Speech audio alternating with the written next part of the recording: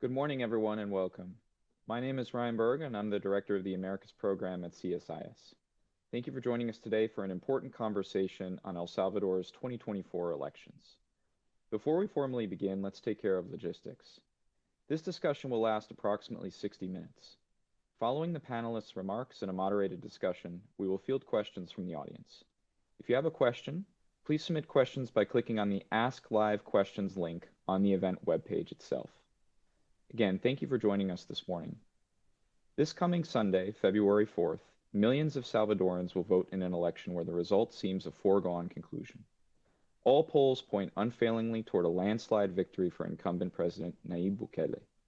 The circumstances around his election bid are very clear, involving a packed Supreme Court which ruled to revise the Constitution and permit Bukele to stand for re-election.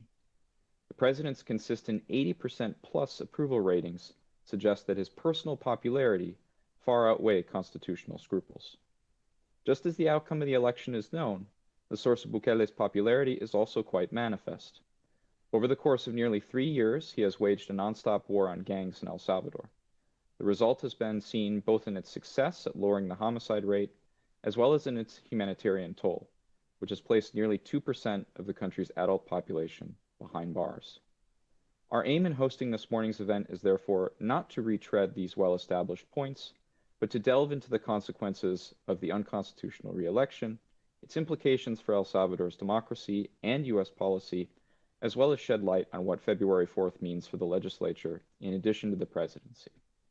Indeed, as the title of the event suggests, there exists a real possibility that in El Salvador, the opposition won't manage to win any seats in the country's legislature. And even if it does, that presence may be token at best, leaving few meaningful constraints on Bukele's executive power for yet another 5 years. This morning, we hope to unpack the various likely scenarios that will unfold on Sunday and look beyond and examine responses for Salvadoran civil society, the United States, and the international community. We will also take a more fine-grained look into the mechanics of El Salvador's elections and some of the recent reforms that Bukele has deployed to further tilt the playing field in his favor. To advance the conversation this morning, we are honored to be joined today by a truly superlative panel. Our first speaker is Oscar Picardo Joao. He's director of the Institute of Science, Technology, and Innovation at Francisco Gaviria University. In this position, he has overseen cutting-edge public opinion polling on key issues, candidate preferences, and voting intentions ahead of the February 4th elections. Dr. Picardo obtained his doctorate from the Universitat Oberta de Catalunya and conducted postgraduate studies at the University of Murcia and at Harvard University. Our next speaker is Máximo Zaldivar, Regional Director for Latin America and the Caribbean at the International Foundation for Electoral Systems, otherwise known as IFES. Originally from El Salvador, he has 20 years of experience in democracy, elections, and political processes. Zaldivar previously worked for the International Republican Institute, Social Impact, Union of Latin American Parties, Central American Parliament, and the Salvadoran Embassy in Guatemala. And our final speaker is Leonor Arteaga, Program Director with the Due Process of Law Foundation. In this capacity, she heads the program on impunity and grave human rights violations, leading investigations, advocacy, and monitoring and analysis on issues relating to memory, truth, justice, and guarantees for non-recurrence of past armed conflicts and current situations of state violence in Latin America. Before joining DPLF, Arteaga was Deputy Ombudsman for Children and Youth at the Office of the Ombudsman for the Defense of Human Rights. Now, rather than opening statements, I've asked each one of our panelists to respond to a particular targeted question, and we'll start with Oscar, who's going to speak or respond to my questions, rather, in Spanish because he's more comfortable in Spanish. And so, Oscar, starting with you, I want to start this event with the results of the election, which, as I mentioned, seemed to be a foregone conclusion given Bukele's quite commanding, indeed overwhelming lead in the polls. One of the biggest questions remaining is whether the opposition will be able to secure any sort of toehold in the legislature itself. Give us an overview of some of the likely scenarios that you've been tracking with your polling, and how likely is it that we are, as the event title suggests, likely to see a one-party state voted in? Okay, thank you for invitation. The survey are clear, and indicating an hegemonic party model. Part of the opposition will be very weakened. Arena and FMLN parties, and another will possibly disappear, the little parties. Vamos, Nuestro Tiempo, Fuerza Solidaria, PCN, and PDC. The opposition did not solve the problem of the past. He did not prepare for the new scenario. He did not characterize his opponents. They have no donors, no resource. It's an unequal contest.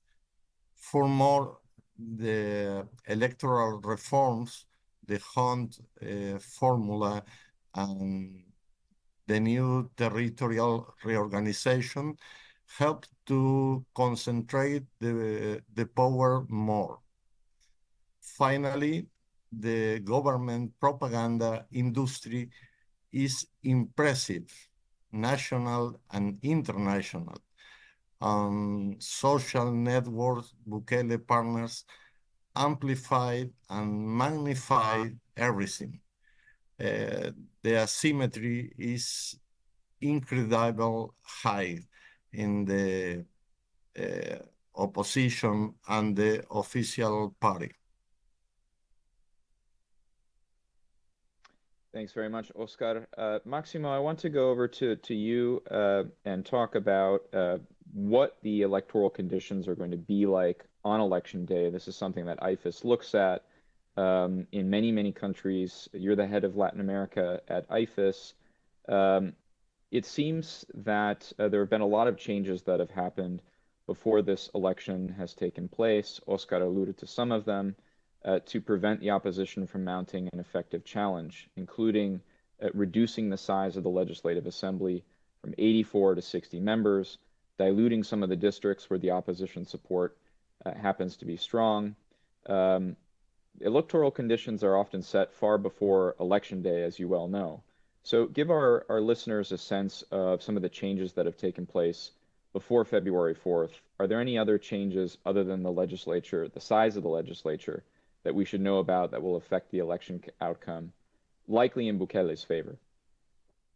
Thank you, Ryan. And thanks to CSIS for the invitation to participate in this timely and very important discussion together with two distinguished panelists and fellow Salvadorians. El Salvador's electoral system has been geared during the last 10 to 13 years, mostly by the Supreme Court through its constitutional chamber, rather than the actual elections tribunal, particularly while materializing big milestones in our electoral history, like the open and cross list, independent candidacies, and out-of-country voting. Now, in order to protect these, there was one article, 291A, which prohibited any change to the elections code 1 year prior to an election. Also, to not affect the course of the ongoing elections process by having to implement new reforms in a very short period of time, or to avoid political interest to prevail by changing the rules in their favor. Well, that's what happened when the article in mention was repealed by the National Assembly close to its deadline last year in order to make place for the reduction of seats from 84 to 60. By the way, a daring move considering that we're still using an outdated census which dates back to 2007, and to modify and expand out-of-country voting, as well as adjusting to the new special law that reduced the number of municipalities from 262 to 44. Now, the arguments to this sound very valid and convincing, right? Like the contradiction for a small country like El Salvador, which its size of only 25,000 square kilometers, to have such a large decentralization. Or because the current violent constitution of 1983 had only 60 seats, we should reverse to that one. I would say that besides a clear disregard to the peace accords of 1992, which is the closest that we have to a social pact in El Salvador, one could easily conclude that yes, the intentions behind all these changes do seem that there is a well-structured political purpose behind it. Now, I would not go as far as to say that it makes it, that the election outcome that this shapes the election's outcome in favor of Nayib Bukele, but certainly it makes it harder for an already diminished political opposition to reach elected positions. Remember, the threshold that the Elections Code mandates in order for a party to not lose its registration is a minimum of 50,000 valid votes or 100,000 valid votes if it's through a coalition. And you need to win at least one seat at the National Assembly. Finally, if you add to this, and it was already mentioned, the new Hunt formula, which favors larger parties and coalitions, it makes reaching those elected positions even harder. Now, the other significant event that is in the forecast for our electoral system, which is not yet openly discussed, at least not publicly, is the change of the magistrates at the Elections Tribunal. Their term is up in July of this year. The election code says that the parties that reach first, but also second and third place in the final vote count can designate one magistrate each.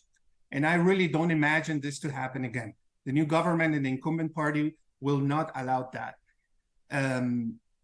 So they can either pass the constitutional reforms, of which there's a bill draft that has been submitted to the executive already for revision, and has a specific section that changes completely our current electoral system, and follows more the line of the 2019 reforms in Honduras, which did split the then existing model of one elections tribunal by creating two separate entities, one for the jurisdictional aspects and one for the administrative one. The other way could be another sudden bill, and we have seen many of those, and there are some already early indications by some legislators about it, that it could fall in the hands of the Supreme Court, designating all 5 magistrates and not only 2, as it currently is the case. Elections reform will be in the agenda of the new legislation, Ryan. That I do see coming. We not have seen the end of it. It will be a crucial component of the consolidation of Bukele's political plan, or what will be left to consolidate after upcoming Sunday. Thank you. Maximo, thanks so much for that very comprehensive response. There's a lot there that I want to unpack in future questions to you, but I want to get Leonor into the discussion here. Thanks for waiting, Leonor. I have a 2-part question for you. The elections will provide Bukele with a new mandate to govern and an even stronger legislative majority with which to implement policies. What are the implications of 5 more years of Bukele for democracy in El Salvador? And if, as we've been discussing thus far, the opposition has a limited representation or perhaps no representation as a result of these elections, what can civil society do to provide a meaningful check against further democratic backsliding?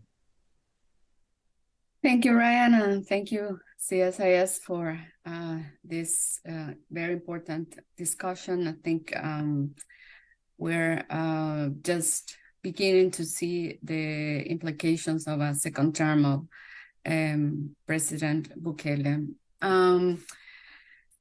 The re-election of Bukele will certainly solidify his control over most, or probably not all, state institutions, and will severely undermine the credibility of his government compliance with the basic democratic principles and rule of law. The adverse implications for human rights and the process cannot be understated. One immediate consequence of this control over the state is that there will be more attacks to civil society, independent media, and anyone who criticizes or think different from what the government wants everybody to think. We've already seen in this, since Bukele took office, different tactics to close civic space. First, we've identified at least 5 of these tactics, and one is there's a state of exception that has been illegally renewed for almost 2 years, and that has been used to violate human rights for a large part of the population, and also government discourse in the media aimed at stigmatizing the work of a human rights defender, make them seem like the enemy, like part of the problem, also harassment of independent journalists, as I said, any person voicing dissent or criticism, concealment and manipulation of public information, the use of vague criminal definitions that can place human rights defenders or journalists at risk, and weaponizing the powers of some governmental officials and application of excessive controls over the media and civil society organizations. That poses a lot of challenges for civil society organizations in El Salvador.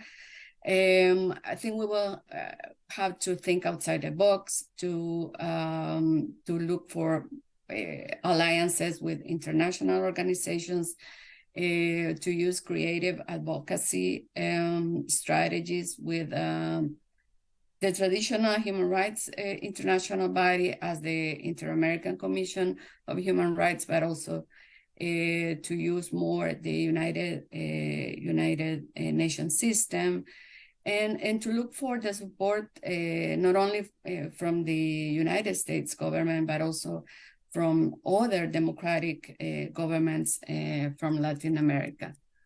The other consequence, that we anticipate is that the outcome of the election would not only shape the future of El Salvador, but will also have far-reaching implications for the region and beyond. I mean, if Bukele wins and the international community legitimizes the electoral process without acknowledging the context where the elections took place, with Bukele recurring to the Supreme Court and changing the constitution,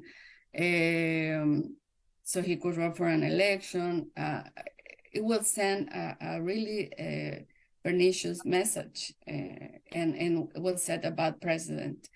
This would, it would mean that it would lead to normalize that a president can stay in power by bypassing the law and combat crime without following due process or having an independent justice system, or negotiating with organized crimes and using torture as a means to an end of people who hasn't even had a trial.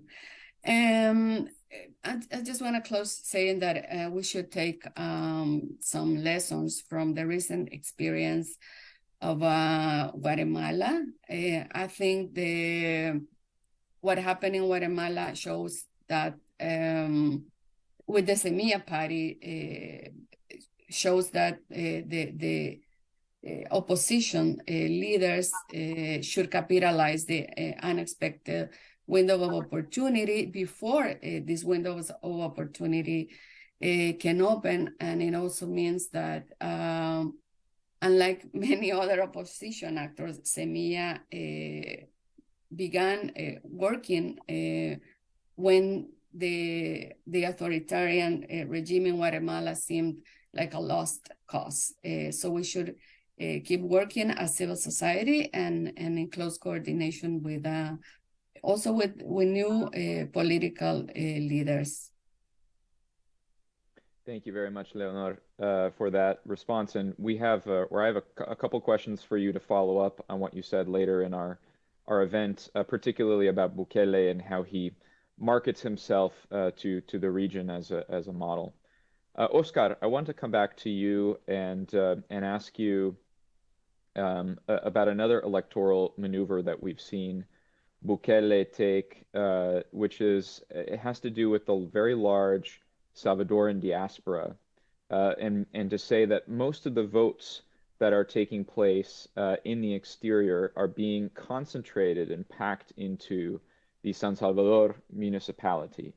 And Bukele expects to win a large majority of these diaspora votes, thus, I think, kind of overwhelming some of the opposition in San Salvador, partly with the help of these voters abroad whose votes have been concentrated in San Salvador. So how has the diaspora reacted to this, to the news that their votes will be concentrated in San Salvador? And is there a role for the diaspora to advocate for policy change in El Salvador? And if you feel more comfortable speaking in Spanish, please. Si te sientes mejor en español, Sí, por mejor, favor, por favor. sigue en español entonces. Sí, si me repites, por favor, la pregunta. So the question is whether the diaspora has said anything about the efforts to concentrate their votes within San Salvador. And second part of the question is whether there is a role for the diaspora to engage in sort of policy advocacy with the Bukele administration. Sí, nosotros hemos medido a nivel nacional en varias oportunidades a través de encuestas y tenemos una fotografía sin el registro de votos de la diáspora. En las elecciones anteriores apenas participaron. Yes, at the national level, we have taken polls on many occasions, and we have a snapshot that doesn't include the diaspora.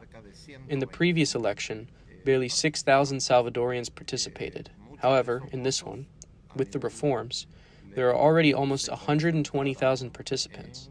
Many of these votes at the legislative level will be concentrated in the Department of San Salvador, displacing the majority of opposition candidates that could enter for this department.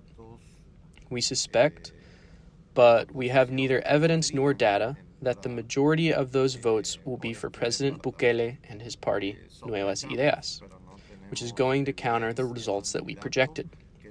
Out of 60 deputies, our prediction was 57. And at the presidential level, around 78% of votes in favor of President Bukele.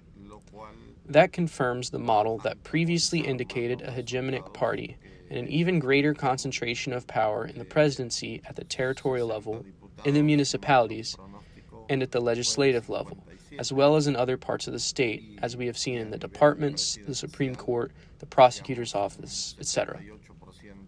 This is the picture that we have at the moment, and we think that because of all the campaigning that's been conducted, especially on the digital level, most of the votes from the diaspora are going to be in support of President Bukele and his party. Hegemónico y de una mayor concentración de poder en la figura del presidente, tanto a nivel territorial en los municipios como a nivel legislativo, como en otros ámbitos del Estado, como hemos visto en el en la Corte Suprema de Justicia, en la Fiscalía, etcétera, ¿verdad?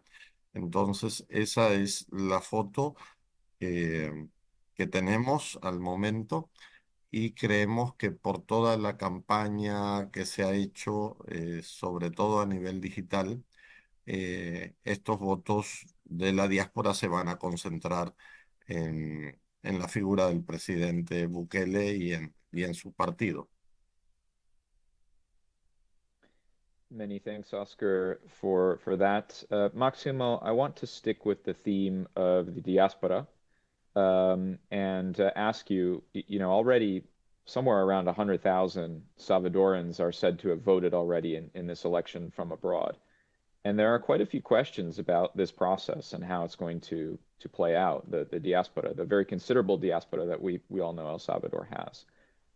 Many in the diaspora have encountered so-called puestos de atención.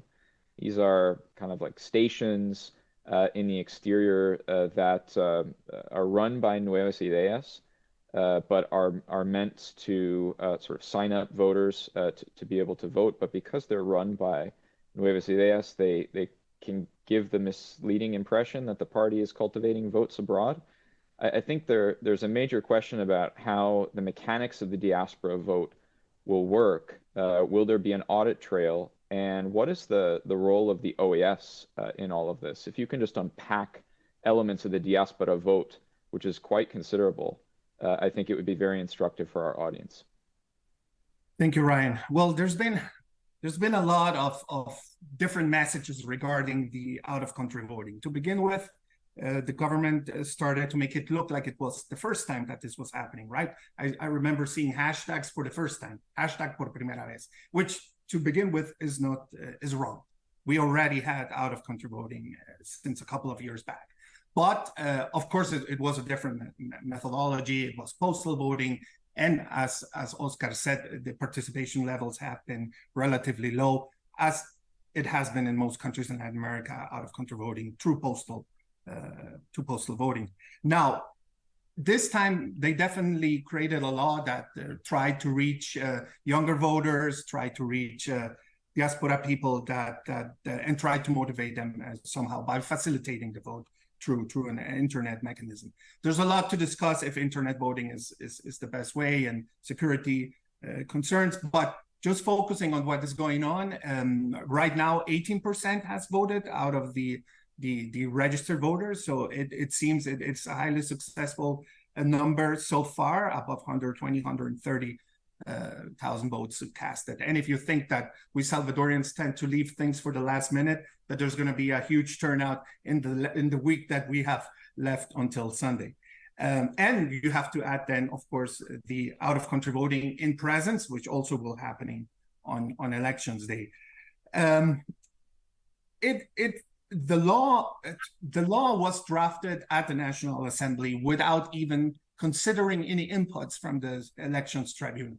I remember seeing the debates and the discussions by the Special Committee on Electoral Affairs at the National Assembly, and it was not until the last minute that I think the Elections Tribunal was invited to one of the last sessions, basically just to inform them how the law was drafted, but not to get any inputs from the technical authority that should have been provided their inputs in this kind of matters.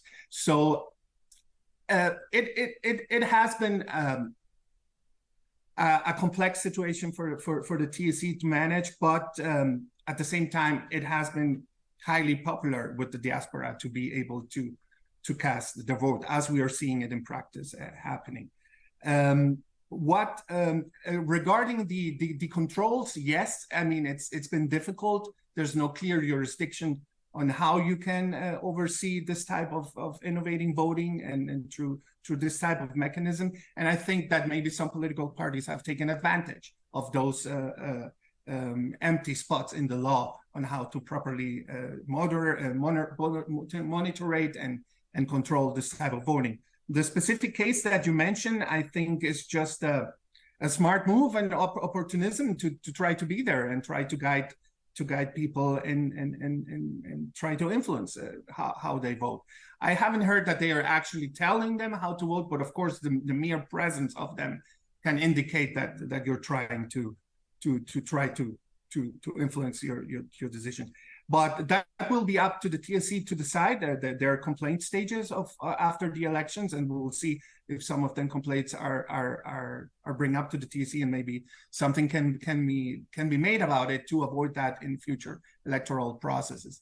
Now, on your last point, I really don't want to talk about other organizations like the OAS. I know they are coming down with a huge elections mission, observation mission. They have already technical special observers down here in El Salvador, and it's going to be crucial for the integrity of this process to have the presence of the OAS, of course, in El Salvador.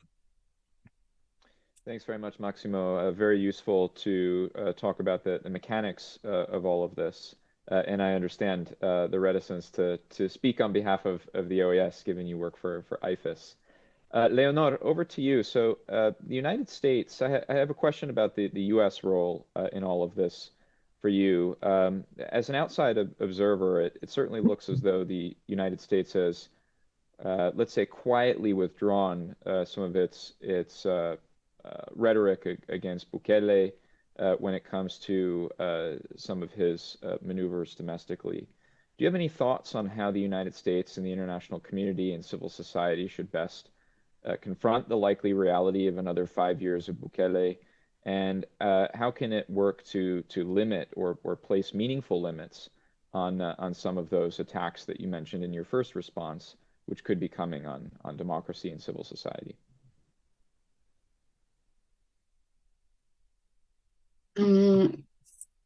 I just want to say a word about the OAS because as DPLF, we do a lot of advocacy before the OAS. I think of course, it's crucial the observation of the election as part of the mandate of the OAS, which is a very traditional mechanism. The OAS always observe the elections in Latin America, but I think this is the time for the OAS to go further than this. And we've seen that in the Guatemala crisis, the recent Guatemala crisis, the OAS played a key role by, working together different states to defend the democratic space in Guatemala. And I think now we see that there are different states, strong states in Latin America that should care about what is happening in El Salvador. And they should care because of democratic principles and because it's an important thing for Salvadorians, but not only for that reason, but because what Bukele is doing has become on some kind of model, Bukele model. We've heard that phrase, and it seems that what he's doing in El Salvador has become like the new way of combating crime, and there are at least 16 countries in Latin America that at some point a candidate or a politician or has called for their own Bukele model. So it has what Bukele is doing has become a threat for the whole region. And what the United States should do is, there's not a simple answer for that. The relation with Bukele, it's a very complex one. On one hand, he has a lot of popularity. It seems that he's improving the security situation in El Salvador, but on the other hand, he's undermining the rule of law and democracy in general. I think that the United States has claimed that they have quiet diplomacy kind of relation with El Salvador. And we, as human rights organization, DPLF and other human rights organization, we agree that the use of quiet diplomacy, private conversations are very important to continue with the dialogue and to achieve some agreements and try to have more influence. But on the other hand, it's important that the U.S., at least at some key moments, can make public demonstrations to support civil society groups and beyond that, to support democracy. And also it's important that the U.S. does not publicly seems to voice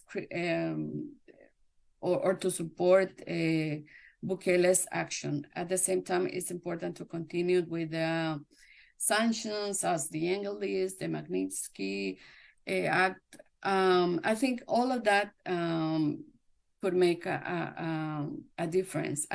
Still, the United States, it's a key player on what's happening in El Salvador, and I think that this power or this influence still can make some difference. Thank you very much, Leonor. Oscar, I want to come back to you about other issues that are salient in the election. Obviously, everyone on this panel has talked about security already. We know the popularity that Bukele has gained because of Plan Bukele and some of the improved security situation in El Salvador. But I did find it very interesting that an El Faro headline last week reported that about a sixth of the Salvadoran population cannot afford to buy meat, cannot afford to buy eggs or dairy products. For some of the country's poorest families, not even rice is an option. Corn and beans are the daily fare for those who can grow them.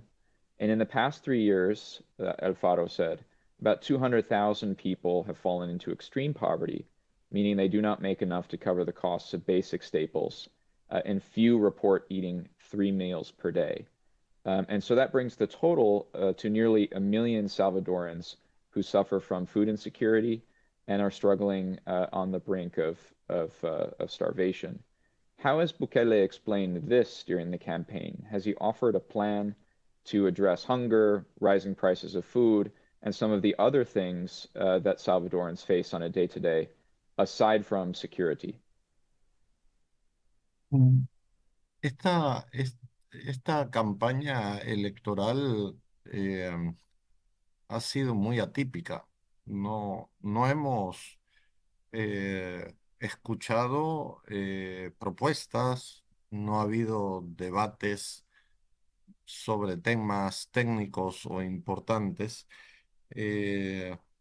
Solo ha habido una campaña de miedo utilizando el tema de la seguridad como eje principal, ¿verdad? Que si no votan por Bukele y gana la oposición, los pandilleros saldrán de la cárcel. Ese ha sido como el eje de la campaña. A nivel económico, no hay una discusión seria sobre el futuro. Las condiciones económicas del país presentan. This election cycle has been very atypical, right? We haven't heard proposals, there haven't been debates about technical or important topics. There's just been a fear campaign, using the theme of security as its main driving factor, meaning that if they don't vote for Bukele and the opposition wins, the gang members will all get out of prison. That's been his main point while campaigning. On the economic level, there's no serious discussion about the future. The economic conditions of the country present a sufficiently critical scenario with little foreign investment and high debt. The cost of living is very high. In some studies that we've conducted, the citizens are suffering due to economic situations. They say that it's the main problem. However, there is hope that the president will resolve it in the future, like he fixed the security problem. And that's also part of a socio-psychological phenomenon that we've read about, called vicarious satisfaction. That is to say, there's frustration, there's an expectation, and in general terms, the economic figures, the economic data, macro and microeconomic alike, tell us that we're in an incredibly delicate situation with high indebtedness and a lot of outstanding payments in the short, mid, or long term. And the government has used pension funds to resolve some of those. It has acquired a very large amount of debt over the last 5 years, including during the pandemic, almost $10 billion. The prognostic is really uncertain for the future. And the government's own data from an official multi-purpose household survey indicate that poverty has increased by a considerable amount. So I think that's the greatest future challenge for Bukele. How is he going to fix it? With what resources? Is he going to have support from the International Monetary Fund? The sources of credit and loans are running out, and there aren't many places left to turn. The idea of Bitcoin was another strategic gamble, but it didn't help the economy take off. Bitcoin never grew, and people just don't use it. Some economists will point to, probably in the near future, that a possible solution to the economic crisis would be to tokenize the economy, creating a digital token to generate and link local commerce instead of printing money like has been done in years past before producing some kind of digital currency. But this would probably be the most critical thing for Bukele in the future, right? People are very sensitive to economic issues because there's a very large informal economy. And by tokenizing the economy, this could cause that house of cards to collapse. Algunos economistas señalan que en un futuro próximo una solución para la crisis económica sea tokenizar la economía, crear un token digital para generar un encadenamiento comercial y económico local, en lugar de imprimir dinero como se hacía antes, producir alguna moneda digital, pero eso sería probablemente lo más crítico para Bukele en el futuro, ¿verdad? La gente es muy sensible al tema económico porque hay una economía informal muy fuerte y de tokenizar la economía podría ser la caída del castillo de naipes. Thank you, Oscar, for painting a picture of some of the issues on the campaign. Indeed, this has been a rather atypical campaign, and for also giving us some more detail on the economic uncertainties that confront Salvadorans. Leonor, I have a question for you, and we'll go out of order slightly. So I want to come to you, Leonor, and then I'll come to you, Maximo. And soon we'll open to questions from the audience. A friendly reminder, if you'd like to ask panelists a question, there's an Ask Live Questions, Ask Questions button live on the event webpage. Go ahead and insert your question once you click on that button. Over to you, Leonor. So for 3 straight years, or nearly 3 straight years, El Salvador has been governed by the uninterrupted so-called state of exception. And it basically means that the state of exception is no longer exceptional. But I do have a question about what that might mean for election day. Is there any way in which some of the restrictions we've seen on civil liberties and rights to association that are a part of the state of exception meant to fight the gangs could affect the conditions on election day?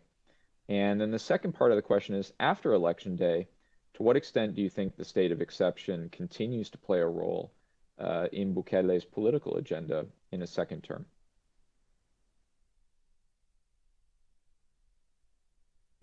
Election day, the state of exception could be used to reduce the possibility of protest, of social movements, or anyone criticizing, because we should understand that the state of exception is not just a public security policy, but it's more a mechanism to impose fear and to control the population. Anyone in El Salvador knows by now that the state of exception, yes, it can be used to fight gang crime, gang-related crime, but it also can be used to basically put in jail anyone who seems like an enemy for the government. What could happen with the state of exception after the elections? At some point, the government might not need the state of exception anymore. So probably the Salvadorian Congress, the Legislative Assembly, will not renew it at some point. But we need to remember that the consequences of the state of exception will not extinguish just because the state of exception is not renewed. And why I say that? 2 reasons. One is that as part of the state of exception, many criminal reforms were implemented. So criminal laws has been changed in El Salvador in a way that they don't follow the due process standards anymore. And at the same time, El Salvador now has more than 70,000 people in jail. What's going to happen with this imprisoned people? It's not. There's no a clear path for how to solve that.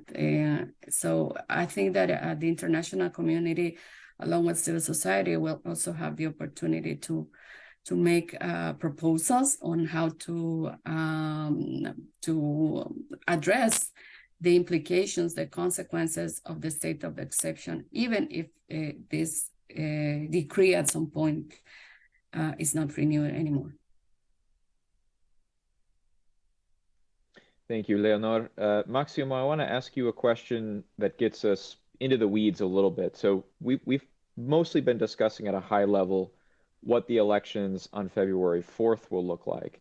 And those are federal or national elections. But I want to note as well, since we're in the electoral context, that there are local level elections the following month on March 3rd. Are there any differences between the outcome of the ones on February 4th and what we anticipate to happen on March 3rd? Or are we largely going to see some of the, or most of the same political trend lines filtered down to the local level as well? Thank you, Ryan. And I'm glad that you asked this question, because it seems like everybody is forgetting about the municipal elections, right? Everybody's so focused on the presidential and the congressional elections that everybody is not even talking or remembering the municipal elections. And they are a very important aspect of this whole process. I personally think we won't see major changes on what the outcome will be in this first election, and then with the municipal elections on March 3rd. The reason is that, again, the opposition has been diminished largely by their own wrongdoings, and that has been very palpable at the local level. Now, there's still a few strongholds that the FLM still has in particular in the eastern part of the country, and Arena has one stronghold close by here to the capital city of San Salvador. But I think those few remaining strongholds for those two parties, I think they might be won by Nuevas Ideas this time around. So the other thing that you need to take in consideration, they have been jumps of ships that we have seen in some municipalities, you know, who were in the hands of the opposition and just felt overwhelmed, you know, with lack of response and support from the central government, just decided to rather join the winner, so to say, and in order to keep the peace. And we have seen that as well. So I think it's going to be an interesting election and a very important election, of course, now with the reduction of the municipalities in the country and how that will adjust. But I see it won't be very different than the outcome that we expect to see this Sunday. Remember, the Diaspora will not vote on the municipal elections. It's only applicable for the presidential and congressional elections. However, it will be certainly a very key and important election. And finally, Ryan, if you allow me just to jump back on the question you did to Leonor about the state of exception. As promoters of democracy and free election, I think it would have been a great message of goodwill to see at least a temporary suspension of the state of exemption, at least during a few days prior and after the elections. This was something that the international community was asking for, wishing to see in order to sustain democratic values and give a free and fair opportunity and without fears of restraint and oppression to the opposition. But on the other hand, also the government arguments that it's to guarantee people a secure and peaceful election, right? That they have no fear to go and stand in a queue on elections day. I think it has some validity to it, but it would have been a good sign, at least a temporary suspension to avoid all those critical claims that made against the government. It would have been an easy way to avoid those. Thank you. Thanks very much for that, Maximo. Really a nice addition as well on the state of exception. So we've gotten plenty of questions in our queue here, and it is time to move to the Q&A portion of our event. Again, if you've got a question, there's an Ask Live Questions button on the event webpage. Go ahead and put your question in there, and it will filter to me.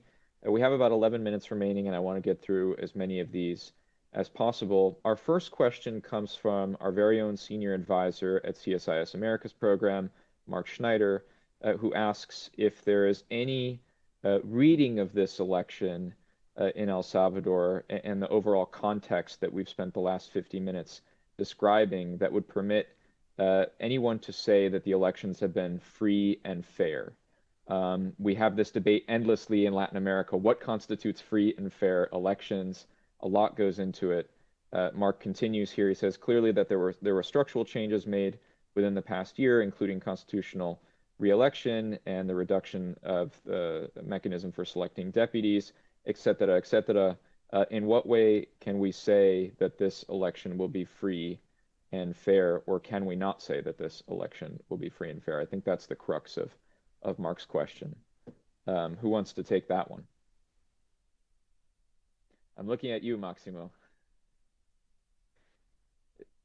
You're still muted. You gave me the difficult one to answer. It's a very hard question. A very hard question, but a valid question. And I think it's something that's in the mind of many out there.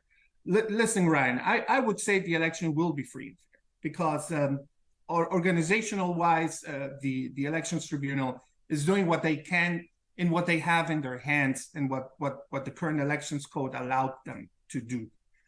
Could they have been more strict? Could they have been more inquiring on all these changes that came out of the National Assembly regarding the elections?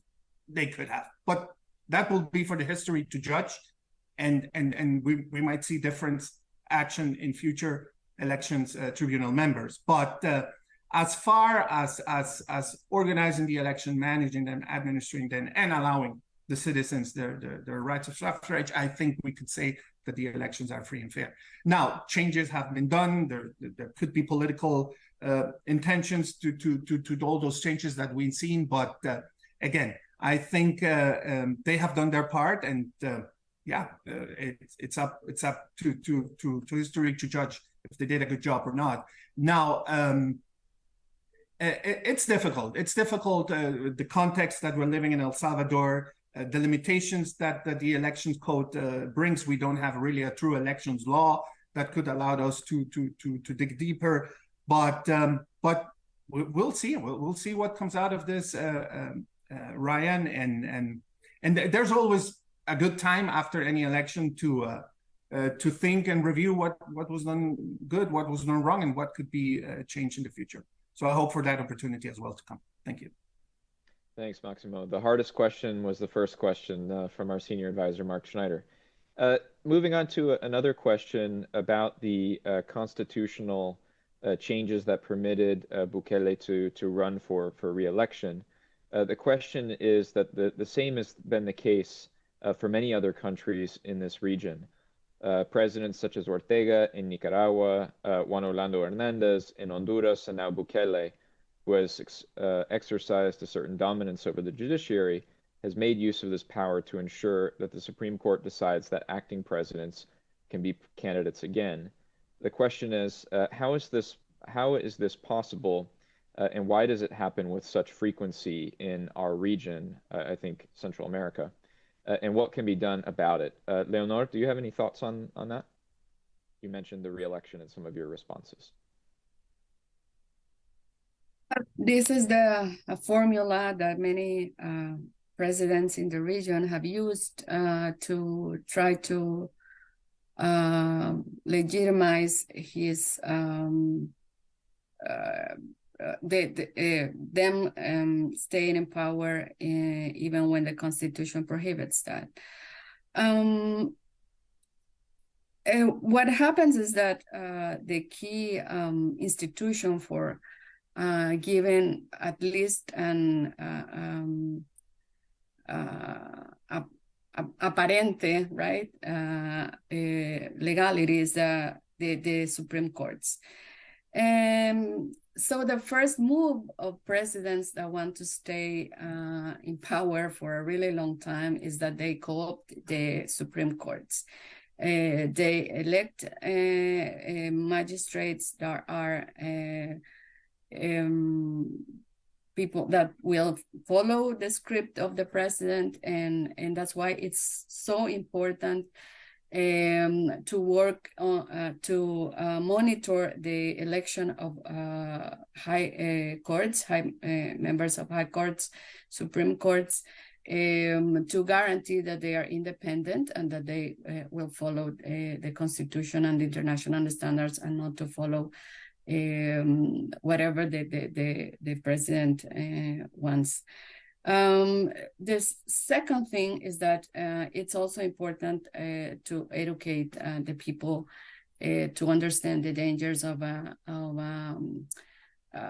applauding to support a president that wants to stay for a long time. If a president wants to rule a country based on not following the Constitution, so that's a bad sign. That is a bad sign. That means that that president could also break any other rule if that favors him. And we've seen that story so many times in our region.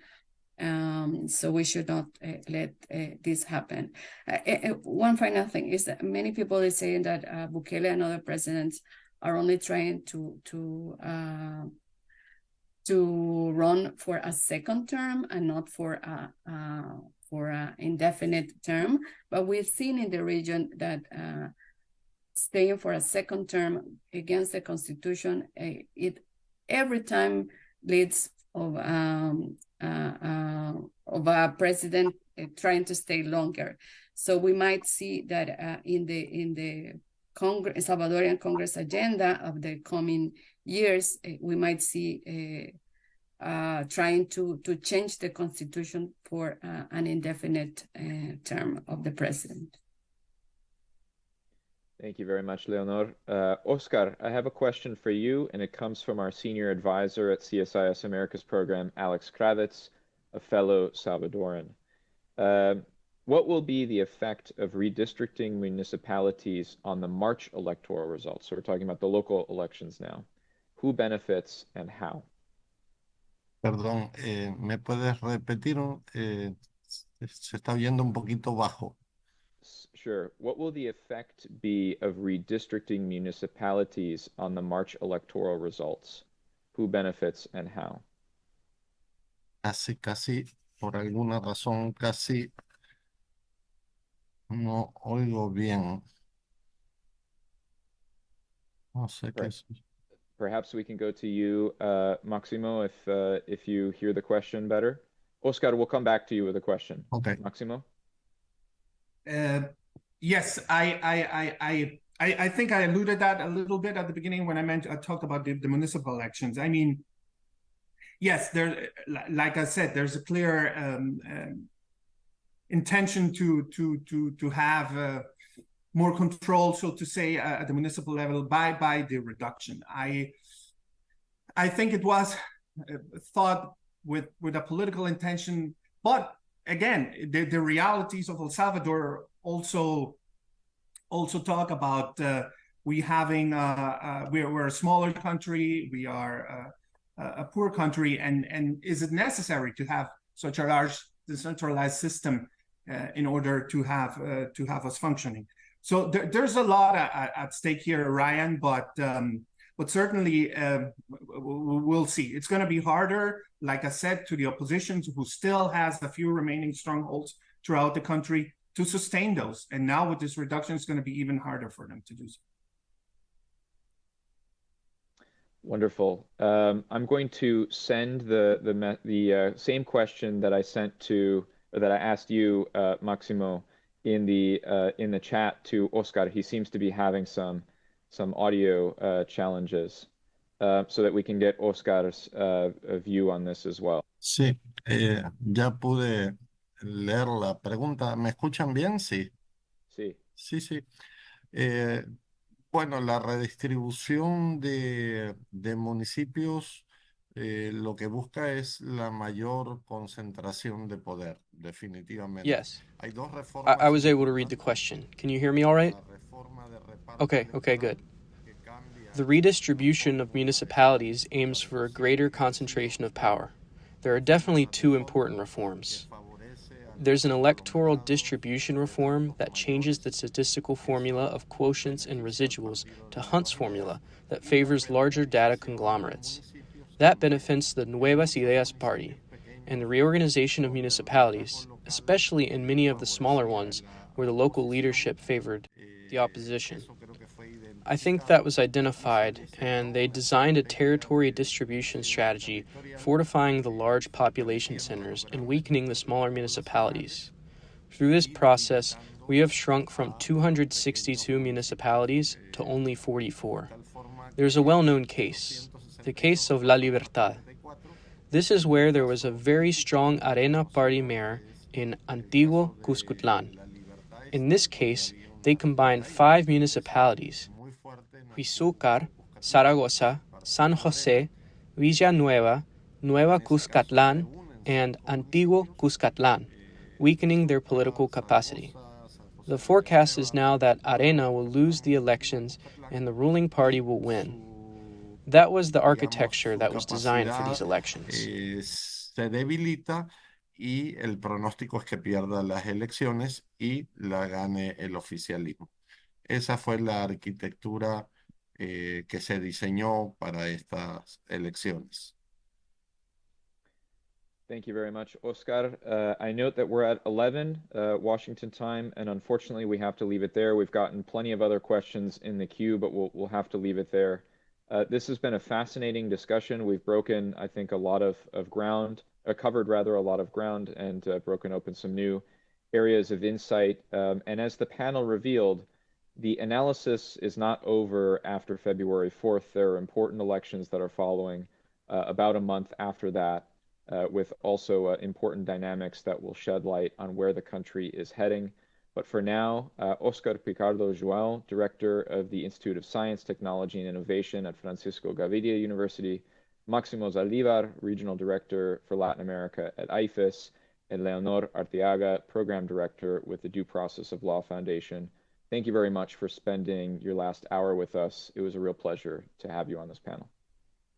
Thank you, Ryan. Thank you all. Thank you, Ryan.